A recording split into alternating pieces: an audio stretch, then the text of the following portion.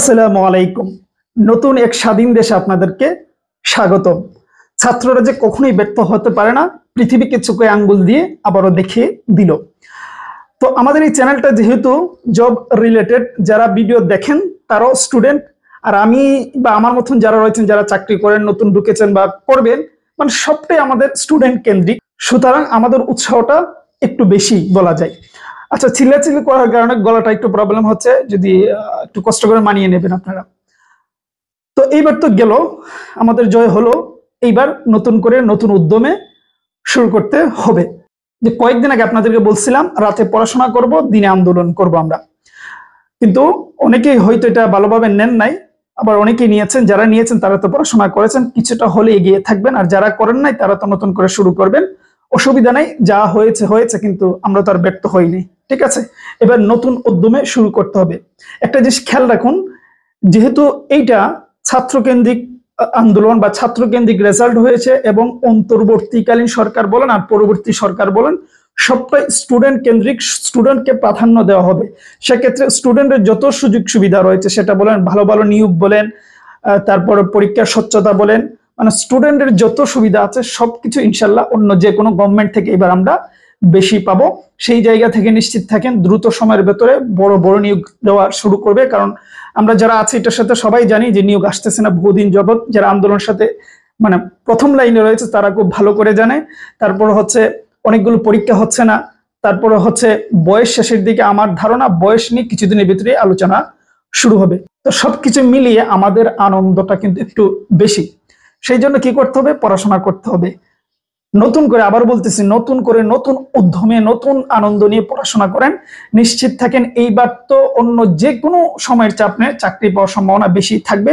ওই গুন্ডা পান্ডারা জব পাবে না। আপনি মোটামুটি লেভেলের পড়াশোনা করলেও যোগ্যতা সাপেক্ষে ইনশাল্লাহ জব পাবেন। তাহলে এই সুযোগটা আপনি কেন নেবেন না? বাংলাদেশে এই প্রথম ছাত্রদের অধিকার সব থেকে বেশি থাকবে। সুতরাং পড়াশোনা করেন, খুব দ্রুত আপনার জীবনের পরিবর্তন আসবে। তো সেই জন্য কি করতে হবে? আমাদের যে নিয়োগগুলো আছে, এনএসআই নিয়োগটা কিন্তু এবার আসবে। তো এটা নির্বাচনের উপর ডিপেন্ড করে, যেহেতু নির্বাচন হলে, গভর্নমেন্ট বসলে আমাদের ধারণা এনএসআই আসবে, আর অন্যান্য নিয়োগ তো আসবেই। পাশাপাশি এইবার আমাদের গুরুত্ব দিতে হবে যেগুলোর পরীক্ষা স্থগিত হয়েছে। সেটা কি? সেটা হচ্ছে খাদ্য বলেন আর ভূমি বলেন, ওগুলা গত মাসের 26 তারিখ ছিল। পাশাপাশি ইউনিয়ন সমাজকর্মী রয়েছে। এই তিনটার পরীক্ষাকে প্রাধান্য দিতে হবে, যেহেতু ওগুলা মানে রেডি করা আছে, ওগুলোর পরীক্ষা আগে আসবে। সুতরাং অ্যারাউন্ড 1 মাস ধরেন, তো সেই হিসেবে পড়াশোনাটা করেন, ওগুলাকে প্রাধান্য দেন, আর অন্য প্রস্তুতি তো চলবেই। সুতরাং পড়াশোনা করেন। তিনটেরই সাজেশন আমাদের আছে, আলাদা আলাদা সাজেশন আছে আমাদের, একটার সাথে আরেকটার সাজেশনের কোনো মিল নেই। প্রত্যেকটা সাজেশনে আলাদা, এবং প্রত্যেকটা সাবজেক্টে দেওয়া রয়েছে, মডেল টেস্টে রয়েছে। আপনি আমাদের হোয়াটসঅ্যাপ নম্বরে নক দিলেই আপনাকে ফিরতি SMS এ জানিয়ে দেওয়া হবে কোন কোন সাজেশনের কি কি কোয়ালিটি রয়েছে। সুতরাং সময় যা গিয়েছে, এবার একটা মাসকে টার্গেট করে গুছানো প্রস্তুতি নেন।